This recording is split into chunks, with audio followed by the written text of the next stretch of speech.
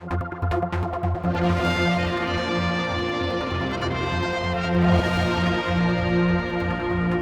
more from the 50th anniversary of Manx Radio, and it's a great privilege to welcome Chris Musk to chat to us, only because you're a bit of a hero. When I was at school, you were on Manx Radio, and we weren't even Loud Radio technically there, okay. And you were doing these sort of like the certain plugging shows, particularly from London. You had already gone to London, you were sending back radio interviews and the Parlophone hours, was that sort of thing? Well, I had a remit to interview all the top stars, those who'd flown in from America, home-based presenters. And looking back in time, Manx Radio was a forerunner to all the other independent local radio stations in the British Isles, name with them the Capital Radio or Radio 7 Sound, Swansea Sound.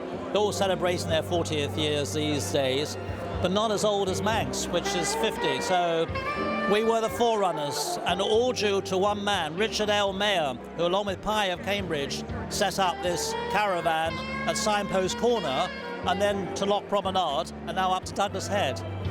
What's it like coming back tonight? Well, one looks to see a lot more presenters with whom one works, but sadly, some of them have passed on, some of them haven't made it, but still we remember them with great affection because they were part and parcel of those early days.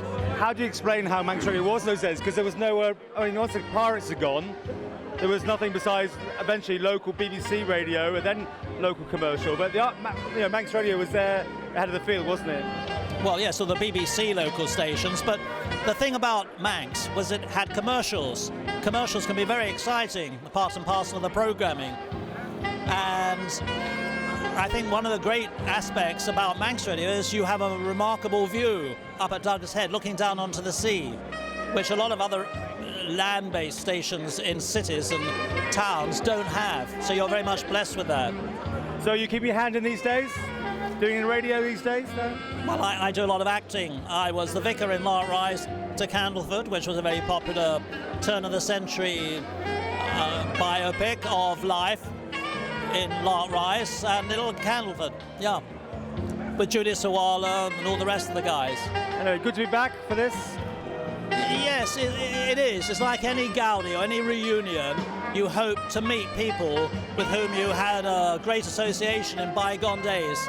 As I said with the radio oldies I played, the Rave and the Graves, the way back playbacks, the golden oldies, the blast from the past. And that's who we are today. We're all blast from the past.